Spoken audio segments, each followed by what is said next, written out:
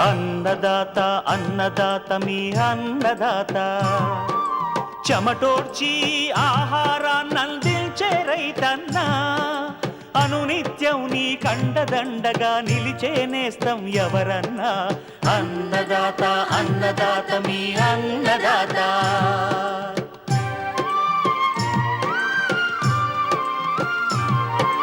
నూతన రీతుల సాగుబడికి నూరింతలు పెరిగే దిగుబడికి సూచనలిచ్చే సస్య రక్షణకు పశు పోషణకి శాస్త్ర విజ్ఞానం అందించి ముందుకు నడిపే తెలుగు రైతు భారతదేశానికి మకుటం అయ్యేలా తీర్చిదిద్దే ఆశయంతో మిమ్ము మేలు కొలిపేది అన్నదాత అన్నదాత అన్నదాత మీ అన్నదాత అన్నదాత అన్నదాత మీ అన్నదాత. అన్నదాత ప్రేక్షకులకు నమస్కారం. ఈనాటి ముఖ్యాంశాలు: అధిక దిగుబడుల కన్నా ఆరోగ్యంతో కూడిన సేంద్రియ ఉత్పత్తులే మిన్నా అంటున్న యాదాద్రి జిల్లా యువ రైతు. బొప్పాయికి నష్టం కలిగిస్తున్న చీడపీడలు నివారణ. ఇంకా జై కిసాన్ వ్యవసాయ సమాచారం.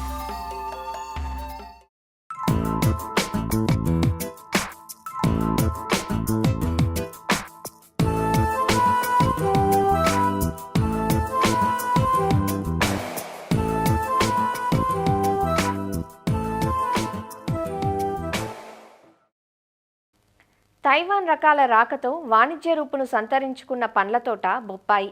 నాటిన 8 నుంచి 9 నెలలకే ఫలసాయం అందటం, అధిక దిగుబడి సామర్థ్యం వంటి కారణాలతో చాలామంది రైతులు బొప్పాయి సాగుకు ముందుకొస్తున్నారు. అయితే ఈ మధ్యకాలంలో బొప్పాయికి చీడపీడల ఉధృతి పెరిగి సాగుదారులకు అపార నష్టాన్ని మిగుల్చుతోంది. ముఖ్యంగా రసం పీల్చే పురుగుల ద్వారా వ్యాపించే ఆకుముడత, మొజాయిక్, రింగ్ స్పాట్ వైరస్ తెగుళ్లు ఎక్కువ నష్టాన్ని కలిగిస్తున్నాయి. ఇవే కాక కాండం కుళ్ళు, మొదలు కుళ్ళు వంటి తెగుళ్లు పంట దిగుబడులను, నాణ్యతను ప్రభావితం చేస్తున్నాయి. కాబట్టి నారుదశ నుంచే జాగ్రత్తలు పాటిస్తూ ఎప్పటికప్పుడు పైరులో చీడపీడల లక్షణాలు గమనిస్తూ తగిన సస్యరక్షణ చర్యలు చేపట్టాలంటూ తెలియజేస్తున్నారు పశ్చిమ గోదావరి జిల్లా ఉండి కృషి విజ్ఞాన కేంద్రం ఉద్యాన శాస్త్రవేత్త డాక్టర్ బిందు ప్రవీణ. బొప్పాయిలో ముఖ్యంగా ఏంటంటే మొక్కలు నారు దశలోనే మనకి ఎక్కువగా ఏంటంటే నారు కుళ్ళు అనేది వస్తుంది. నారు దశలో ఉన్నప్పుడు ఈ కుళ్ళు అనేది రాకుండా బ్లైటాక్స్ పోస్తూ ఉంటారు, సిఓసి 3 గ్రాముల లీటర్ నీటికి కలిపి. అదే కాకుండా మనకి చూసుకోవాలంటే మనం ట్రైకోడర్మా పొడి మందును కూడా 10 గ్రాముల లీటర్ నీటికి కూడా కలుపుకొని మనం నారులో వేసుకుంటే కూడా ఈ కుళ్ళుని మనం ఆపొచ్చు. అదేవిధంగా మనకి నారు ప్రధాన పొలంలో నాటేసిన తర్వాత కూడా కాండం కుళ్ళు వస్తే ఎక్కువ మనకి నష్టం జరుగుతుంది. వీటికి కూడా మనకి ఏంటంటే మనకి బోడాక్స్ 1% మిశ్రమాన్ని కూడా మొక్కల మొదల్లో కూడా వేళ్ళు తడిచేటట్టు, మొక్కల మొదలంతా మట్టి అంతా తడిచేటట్టు వేసుకోవాలి. అదే కాకుండా మనకి ఈ ట్రైకోడర్మా 10 గ్రాముల లీటర్ నీటికి కలిపి కూడా మొదలు తడిచేటట్టు వేసుకోవచ్చు. కాండం కుళ్ళే కాకుండా బొప్పాయిలో ఏంటంటే ముఖ్యంగా వచ్చి ఈ వైరస్ తెగుళ్ళు, బొప్పాయి రింగ్ స్పాట్ వైరస్, అదేవిధంగా ఆకుముడత వైరస్, మొజాయిక్ తెగులు, ఈ 3 ముఖ్యంగా ఏంటంటే మనకి ఎక్కువగా ఆశించి నష్టాన్ని కలిగిస్తాయి. ఈ బొప్పాయి రింగ్ స్పాట్ వైరస్ ఏంటంటే మనకి ఆకులన్నీ కూడా సైజ్ అనేది, పరిమాణం అనేది తగ్గిపోయి కాయ అనేది నాణ్యత అనేది కోల్పోతుంది. రసం పీల్చే పురుగు అయిన పేనుబంకని మనం కంట్రోల్ చేసుకుంటే ఇది ఒక మొక్క నుంచి ఇంకో మొక్కకి ఈ వైరస్ తెగులు అనేది వ్యాప్తి చెందకుండా ఉంటుంది. ఇంకొకటి వచ్చేసరికి ఆకుముడత వైరస్. ఆకుముడత ఏంటంటే మనం ముఖ్యంగా తెల్లదోమ ద్వారా వ్యాప్తి చెందుతుంది. ఆకుముడత వైరస్ని మనం గమనించినట్లయితే ఆకుముడత ఏంటంటే ఆకులన్నీ కూడా మొత్తం కిందకి వంగిపోయి లోపలికి ముడుచుకుపోతుంటాయి. అదేవిధంగా ఆకులన్నీ ఆకారం అనేది మొత్తం మారిపోయి వికృతంగా తయారవుతుంది. అదే కాయలు కూడా ఎగుడు దిగుడు కాయ షేప్ అనేది కూడా చేంజ్ అయిపోతుంది. ఇలాంటి ఆకుముడత వైరస్ వచ్చిన మొక్కలు మాత్రం పీకి మనం కాల్చేయాలి. అంతర్వాహిక క్రిమిసంహారక మందుల అయిన డైమిథోయేట్ కానీ ఫిప్రోనిల్ 2 మిల్లీలీటర్ లీటర్ నీటికి కలుపుకుని మనం పిచికారీ చేస్తే ఈ వ్యాప్తి అనేది ఉధృతిని మనం తగ్గించవచ్చు. అదే కాకుండా ఈ బొప్పాయి మొక్కలు ప్రధాన పొలంలో నాటేటప్పుడు ఏంటంటే నారు మొక్కల మీద ఏంటంటే ఎసిఫేట్ ఒక 3 రోజుల ముందు పిచికారీ చేసిన తర్వాత వీటిని తీసుకొచ్చి మనం ప్రధాన పొలంలో నాటుకోవాలి. ఇంకా చూసుకున్నట్లయితే మనము ఈ రసం పీల్చే పురుగుల ఉధృతిని తగ్గించడానికంటే ప్రధాన పొలంలో ఈ మొక్కలు నాటేటప్పుడు ఏంటంటే ఒక 2 వారాల ముందు అవిసె మొక్కలో 2 వరుసలు కానీ లేకపోతే మొక్కజొన్న ఒక 2 వరుసలు కానీ చుట్టూ కూడా రక్షక పంటలుగా వేసుకున్నట్టయితే కూడా ఈ రసం పీల్చు పురుగుల ఉధృతిని బయట పొలం నుంచి మన లోపల రాకుండా కూడా మనం నివారించవచ్చు. తెల్లదోమ, అదేవిధంగా ఈ తామర పురుగులు, ఈ పేనుబంక వాటిని ఉధృతిని మనం గమనించుకోవడానికి జిగురు రాసిన పసుపు రంగు అట్టలని 10 నుంచి 12 వరకు కూడా పెట్టి వాటి యొక్క ఉధృతిని గమనించి దాన్ని బట్టి మనం ఏదైతే క్రిమిసంహారక మందుల్ని, అంతర్వాహిక క్రిమిసంహారక మందుల్ని కూడా మనం పిచికారీ చేసి వైరస్ వ్యాప్తిని నివారించుకోవచ్చు. Papaya ring spot virus in case పెద్దగా ఎదిగిన మొక్కల్లో కానీ గమనించినట్లయితే మనకేంటంటే ఆ కాయ నాణ్యత, దిగుబడి తగ్గిపోతుంది. కాబట్టి మనం ఆ 8వ నెలల వరకు కూడా ఆ మొక్కని మనం కాపాడుకోవడానికి ఏంటంటే మనకు జింక్ సల్ఫేట్ 1.5 గ్రాములు, యూరియా 10 గ్రాములు, మనకి బోరాన్ వచ్చి 1 గ్రాము కలిపి, మనకి జిగురు 0.5 మిల్లీలీటర్ల లీటర్ నీటి కలిపి మనకి ఏంటంటే మొక్కల మీద నెలకు ఒకసారి 8 నెలల వరకు మనం పిచికారీ చేసుకుంటే కాయని కొంచెం నాణ్యతను అనేది కొంచెం పెంచవచ్చు. అదేవిధంగా సమగ్ర సస్యరక్షణ చర్యల్లో భాగంగా మనం మల్చ్ షీట్ల మీద కలుపు లేకుండా, అదేవిధంగా డ్రిప్ ద్వారా కూడా మనం నీరు అందించి కూడా కాండం కుళ్ళు, అదేవిధంగా వైరస్ తెగుళ్ళ వ్యాప్తి చెందకుండా కూడా మనం సమగ్రంగా సస్యరక్షణలు చేపట్టగలిగితే మనం బొప్పాయిలో అధిక దిగుబడిని కూడా సాధించవచ్చు. అంటే ఇప్పుడు వచ్చేది వేసవికాలం కాబట్టి మనకి ఏంటంటే మొక్కలకి డ్రిప్ ద్వారా మనం నీటి ఎద్దడి కలగకుండా కూడా మనం సక్రమంగా నీళ్లు ఇచ్చుకోవాలి. మామూలుగా చిన్న మొక్కలకైతే 2 రోజులకు ఒకసారికి 8 లీటర్లు కానీ లేకపోతే రోజుకోసారి 4 లీటర్ల నీటిని కానీ మొక్కకి మనం అందించుకోవాలి. అదే పెద్ద మొక్కలకు అనుకోండి అది 15 నుంచి 20 లీటర్ల నీటి వరకు కూడా మనం మొక్కని ప్రతిరోజు కూడా అందించాలి డ్రిప్ ద్వారా.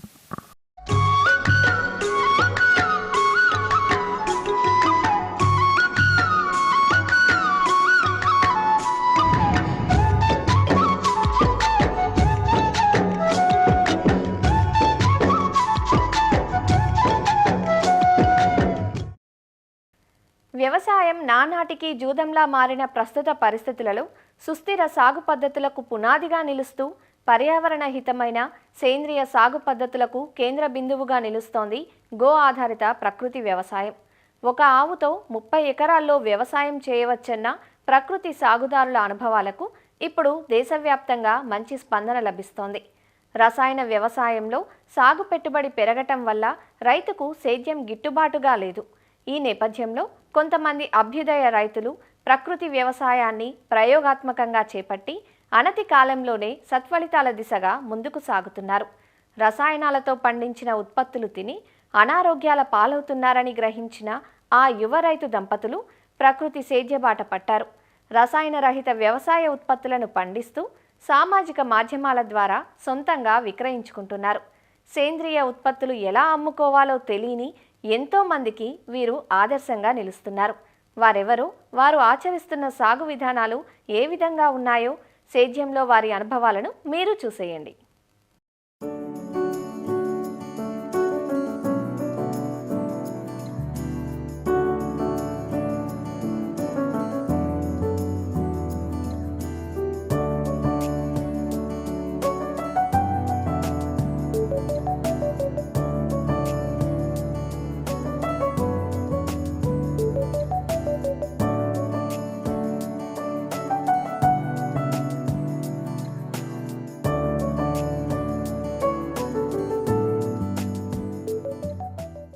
సాగుబాటలో ఒకరికొకరు తోడుగా కలిసి అడుగులేస్తున్న ఈ దంపతులు తిప్పతి సురేష్, మానస. సురేష్కు చిన్నతనం నుంచే వ్యవసాయం అంటే ఇష్టం. చదువుకుంటూనే ఖాళీ సమయాల్లో తల్లిదండ్రులతో కలిసి పొలం పనులు చూసుకునేవాడు. తనకున్న 14 ఎకరాల భూమిలో ఏటా పత్తి, వరి సాగు చేసేవారు. డిగ్రీ తర్వాత ప్రభుత్వ కొలువుల కోసం ప్రయత్నించినా ఫలితం లేకపోవటంతో తిరిగి సేద్యబాట పట్టాడు సురేష్. ఆ సమయంలో పెట్టుబడులు అధికమవటం, దిగుబడులు తక్కువగా ఉండటంతో ప్రకృతి వ్యవసాయ పద్ధతులపై దృష్టి సారించాడు. గత 3 ఏళ్లుగా రసాయనాలకు తావు లేకుండా ప్రకృతి సాగు పద్ధతులను ఆచరిస్తున్నాడు. ఇందుకోసం 3 దేశీ ఆవులను కొనుగోలు చేశాడు. తోటి రైతులు నిరుత్సాహపరిచినా దిగుబడి కన్నా ఆరోగ్యమే మిన్న అని నేలతల్లిని కాపాడుకోవాలనుకున్నాడు. ఇందుకు భార్య మానస తోడవటంతో నేడు వారి సేద్యం లాభాల బాట పట్టింది.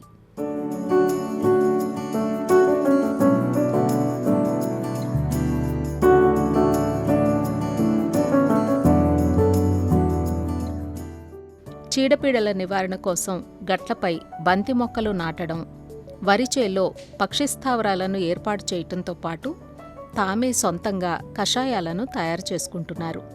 వరిలో కులాకర్, రత్నచోడి, బహురూపి, నారాయణి, కామిని వంటి దేశీ రకాలను సాగుకు ఎంచుకున్నారు. బంతితో పాటు వేరుశనగ, మిరప, డ్రాగన్ ఫ్రూట్ పంటలను పండిస్తున్నారు. సామాజిక మాధ్యమాల ద్వారా తన క్షేత్రంలో సాగు పద్ధతులను వీడియోల రూపంలో తెలియచేస్తున్నారు సురేష్. సాగులో లాభాలు రావాలంటే పెట్టుబడి భారాన్ని తగ్గించుకోవాలని, ఇందుకు ప్రకృతి సేద్య విధానాలు ఉపయోగపడుతున్నాయంటారు రైతు సురేష్. గత 3 సంవత్సరాల నుంచి నేను సేంద్రియ వ్యవసాయం చేస్తున్నా. అసలు సేంద్రియ వ్యవసాయం చేయాలనే ఆలోచన ఎందుకు వచ్చిందనంటే, ప్రతి ఒక్క రైతు ఒకప్పుడు చేసిన వ్యవసాయానికి ఇప్పుడు చేస్తున్న వ్యవసాయానికి ఖర్చుల వ్యవసాయం అని చెప్పుకోవచ్చు. ఒకప్పుడు ఏ ఖర్చు లేకుండా వ్యవసాయం చేస్తే ఇప్పుడు ప్రతిదానికి ఫస్ట్ మనం పెట్టుకునే విత్తనం కానించి మొదలు పెడితే పంట తీసేంత వరకు ప్రతిదాన్ని ఖర్చులతోటి ముడిపడి వ్యవసాయాన్ని మొత్తం రైతులు మొత్తం ఖర్చుల పాలవుతున్నారు. అట్లా చేయడం వలన మనం తీసిన దిగుబడి మొత్తం అంటే ఖర్చులకే వెళ్ళిపోతుంది. అట్లా కాకుండా వెనకటి మన పెద్దలు మన తాతలు ఏ విధంగా చేసేదో వ్యవసాయం, అదే విధంగా ఎలాంటి ఖర్చులు లేకుండా వ్యవసాయం చేయాలనే ఆలోచనతోటి సేంద్రియ వ్యవసాయాన్ని సేంద్రియ వ్యవసాయాన్ని స్టార్ట్ చేసినాం. అదే సేంద్రియ వ్యవసాయంలో ముఖ్యంగా ఈ 2-3 సంవత్సరాల నుంచి వేరుశనగ కానీ, వరి పంట కానీ, డ్రాగన్ ఫ్రూట్ కానీ, బంతి రకరకాల పంటలు పండిస్తూ వరిలో వచ్చేసి కులాకర్, రత్నచోడి, నారాయణ కామిని, బహురూపి దేశీ విత్తనాలని వరి పంట కింద సాగు చేసి పంట పండించడం. చాలా మంది దిగుబడి అడుగుతుంటారు. మన కార్పొరేట్ కంపెనీలు ఇచ్చిన విత్తనాలతో పోల్చుకుంటే ఆ విత్తనాలని మన దేశీ విత్తనాలకు దిగుబడి ఎంత వస్తుందని అడుగుతుంటారు. ఆ దిగుబడితో పోల్చుకుంటే మనం తీసుకున్న ప్రతి గింజ అయినా సరే ఆరోగ్యంతో చెప్పుకోవచ్చు. అంటే మనం రసాయనాలు ఉపయోగించి భూమిలో ఉపయోగించిన రసాయనాలైనా సరే, పైన స్ప్రే చేసే రసాయనాలైనా సరే, వాటితోటి పండించిన తిండి తిని ఈరోజు హాస్పిటళ్ళల్లో లక్షలు ఖర్చు పెట్టుకుంటున్నాం. హాస్పిటళ్ళల్లో ఒకప్పుడు ఎక్కడో ఊరికి ఒకటి ఉండాల్సిన హాస్పిటళ్ళు ఇవాళ ఊరుకు 4-5 హాస్పిటల్స్ అయినాయి. ఆ ఖర్చుతో పాటు మన ఆరోగ్యానికి లాస్ అవుతున్నాం. అలా కాకుండా మనం సేంద్రియ వ్యవసాయ బాటలో నడిచి మన భూమిని సేంద్రియంగా మార్చుకొని సేంద్రియ పంటలు పండించుకొని మనం ఆరోగ్యంగా ఉండి ఖర్చు లేని వ్యవసాయం చేసుకుందాం అనే విధంగా ముందుగా ఈ ఆలోచనతోటి స్టార్ట్ చేసినాం. ముందుగా మేము ఆవులను తెచ్చుకున్నాం. 3 ఆవులను తీసుకొచ్చి 2 విధాలుగా ఇటు పాలు అమ్ముకోవచ్చు, అటు సేంద్రియ వ్యవసాయానికి ఉపయోగించుకోవచ్చు అనే విధంగా 3 ఆవులు తీసుకొని వచ్చి మేము వ్యవసాయాన్ని స్టార్ట్ చేసినాం. అదే 3 ఆవుల నుంచి వచ్చిన మూత్రం, పేడ సేకరించుకొని పక్కకు వేసుకొని జీవామృతాన్ని, రసాయన ఎరువులకు ప్రత్యామ్నాయంగా జీవామృతం, ఆ పేడ మూత్రం అన్నీ కలిసి ఒక 200 లీటర్ల డ్రమ్ముల ఒక 10 లీటర్ల దేశీ ఆవు మూత్రం, 10 కేజీల దేశీ ఆవు పేడ, ఒక 2 కేజీల శనగపిండి లేదా పప్పు దినుసుల పిండి ఏదైనా సరే, ద్విదళ బీజాల పిండి, ఒక 2 కేజీల బెల్లం. ఎక్కడ ఇప్పటి వరకు మనం రసాయనాల్ని ఎంటర్ చేయని ఒక గుప్పెడు పుట్టమట్టి లేదా గట్టుమట్టి కంచెలల్లో ఎప్పటి నుంచో ఏళ్ళ నుంచి ఉంటుంటుంది. దాంట్లో కొంచెం సూక్ష్మజీవులు ఎక్కువ ఉండే అవకాశం ఉంటుంది. అవి మల్టిప్లై అయితే మన పొలంలో ఆ బ్యాక్టీరియా సూక్ష్మజీవులు మల్టిప్లై అయ్యి మనకు మంచి దిగుబడి వచ్చే అవకాశం ఉంటుంది. సో దీన్ని ఈ విధంగా మనం జీవామృతాన్ని ఇవన్నీ కలపాలి ఒక దాంట్లో. మనం 200 లీటర్ల డ్రమ్ముల 185 లీటర్ల నీళ్లు పోసుకొని ఇవన్నీ మిక్సీ చేసుకొని వారం రోజులు పొద్దున, మధ్యాహ్నం, సాయంత్రం క్లాక్ వైజ్లో రొటేట్ చేస్తుండాలి. ఒక కర్ర సాయంతో కింది నుంచి కలబెడుతుండాలి. ఒక ఎకరా పొలానికి 200 లీటర్ల జీవామృతాన్ని మనం మోటార్ పోసే దగ్గర కానీ లేదా పైనంగా స్ప్రే చేసుకున్న ఏ విధంగానైనా పనిచేస్తుంది. యూరియా, DAPలు ఉపయోగిస్తున్న వాటికి ఈ రసాయన ఎరువులకు ఈ జీవామృతం అనేది ప్రత్యామ్నాయంగా మంచి దిగుబడిని తీసుకోవచ్చు దీన్ని ఉపయోగించి. సాధారణంగా రైతులు రసాయనిక వ్యవసాయంతో మన సేంద్రియ వ్యవసాయాన్ని పోల్చుకున్నట్లయితే, రసాయనిక వ్యవసాయంలో ఒక ఎకరంలో ధాన్యం తీసుకున్నట్లయితే 40 బస్తాల ధాన్యం దిగుబడి వచ్చే అవకాశం ఉంటుంది. ఒకవేళ సేంద్రియ వ్యవసాయంలో చూసుకున్నట్లయితే ఒక 25 బస్తాల వరకు వచ్చే అవకాశం ఉంటుంది. కానీ ఫస్ట్ సంవత్సరం అంత వస్తుంది, 2వ సంవత్సరం పోయేసరికి అది కొంచెం పెరుగుతుంటుంది, 3వ సంవత్సరం పోయేసరికి పూర్తిగా మారి రసాయనిక వ్యవసాయంతో మనం పోల్చుకుంటే సరి సమానంగా వస్తుంటుంది దాంట్లో మన దిగుబడి అనేది. సేంద్రియ వ్యవసాయాన్ని అంటే ఒకసారి చేయగానే తక్కువ వచ్చింది దిగుబడి అని రైతులు వెనకాడకుండా అట్లనే 2వ సంవత్సరం 3వ సంవత్సరం కంటిన్యూ చేసుకుంటూ పోతే ఖచ్చితంగా రసాయనిక వ్యవసాయంతో పోటీ పడవచ్చు, అంతకంటే మించిగిన దియొచ్చు. ఎందుకంటే రసాయనిక వ్యవసాయం కంటే పశువుల పేడ కానీ మూత్రం కానీ వీటిని ఉపయోగించినప్పుడు ఎక్కువ దిగుబడిని తీసే అవకాశం ఉంటుంది. ఈ సేంద్రియ వ్యవసాయంలో వండియడం వలన రసాయనాల ఖర్చు తగ్గినప్పుడు ఆ ఖర్చు తగ్గించుకున్న ఖర్చుని మనం పెట్టుబడిగా వర్కర్లను పెట్టుకొని కూలీలను పెట్టుకొని కలుపు ఒక్కటి తీపించుకోగలిగితే సరిపోద్ది. కలుపుని సరైన సమయానికి నియంత్రించుకోగలిగితే మంచిగా దిగుబడి తీయొచ్చు. కలుపుని మాత్రం సరైన సమయాన్ని తీసేసుకోవాలి. వరి పొలంలో అయితే కోనో వీడర్లు కానీ వీడర్లు తిప్పుకోవాలి. ముఖ్యంగా వచ్చేసి బంతిలో వీటిలలో మాత్రం కూలీలతోటి మనం రసాయనాలకు పెట్టే ఖర్చులు వీటికి పెట్టి నియంత్రించుకుంటే సరిపోద్ది. సేంద్రియ సాగు కోసం 3 దేశీ ఆవులను కొన్న సురేష్ దంపతులు వాటి మలమూత్రాలను ఎరువులు, కషాయాల తయారీ కోసం ఉపయోగిస్తున్నారు. పాలను విక్రయించడంతో పాటు సొంతంగా నెయ్యి తయారు చేసి విక్రయిస్తున్నామంటున్నారు సురేష్ భార్య మానస. వారానికి ఒక 2 కేజీల నెయ్యిని తయారు చేసి సోషల్ మీడియా ద్వారా అమ్ముతున్నాం. పాలను బయట అమ్మడం వలన 40 రూపాయలు లీటర్ తీసుకుంటే మాకేం లాభం అనిపిస్తలేదు. దాని ద్వారా మేము ఈ విధంగా పాలను నెయ్యి చేసి బయటకు అమ్ముతున్నాం. స్వచ్ఛమైన నెయ్యిని అందించడం వలన మాకు ఒక మంచి తృప్తి అయితే ఉన్నది. ఈ నెయ్యితో పాటు మేము ఇక్కడే మా వ్యవసాయ క్షేత్రంలోనే మేము నాటుకోళ్లను పెంచుతున్నాం. దీంతో పాటు మాకు కొంత ఆదాయం వస్తుందనే సంతృప్తి కూడా మిగులుతుంది. తరచుగా వార్తలలో చూస్తున్నాం పాలు కల్తీ, నెయ్యి కల్తీ అని. ప్రతి ఒక్కటి బయట అన్ని కల్తీగానే ఉన్నాయి. కాబట్టి మేము స్వచ్ఛమైన నెయ్యిని బయటికి అందరికి అందించడం వలన మాకెంతో సంతృప్తిగా ఉంది. రసాయన ఎరువులు వాడకుండా సేంద్రియ పద్ధతిలో వ్యవసాయం సాగు చేస్తూ జీవామృతంతో వ్యవసాయం సాగు చేస్తుండు. గత 10 నుంచి 20 సంవత్సరాలుగా భూమి రసాయనాలకు అలవాటు పడి పూర్తిగా ఆమ్లాలు, క్షారాలు ఎక్కువ గుణాలు కలిగి పంటలు బాగా దిగుబడి తగ్గిపోయింది. ఈ వ్యవసాయంతో పాటు భార్యాభర్తలు ఇరువురు నెయ్యిని తయారు చేస్తున్నారు. రసాయనాలను పక్కకు పెట్టి సొంతంగా సేంద్రియ పద్ధతిలో తయారు చేస్తుంది కాబట్టి ఇది మాకు చాలా మంచిగా అనిపిస్తుంది.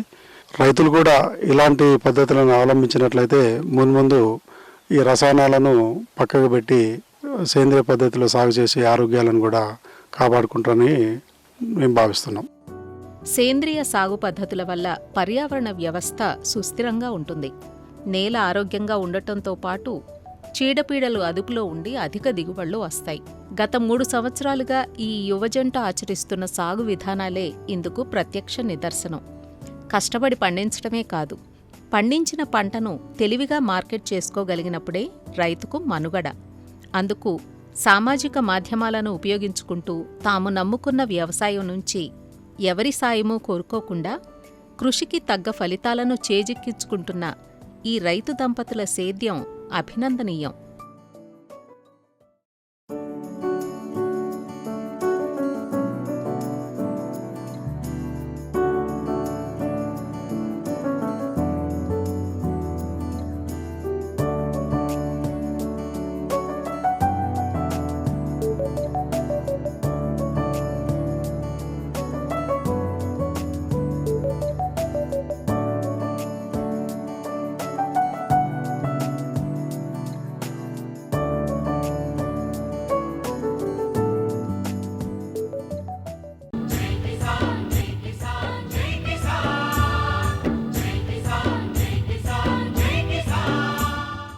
వ్యవసాయ సమాచారం ఇప్పుడు జై కిసాన్లో చూద్దాం.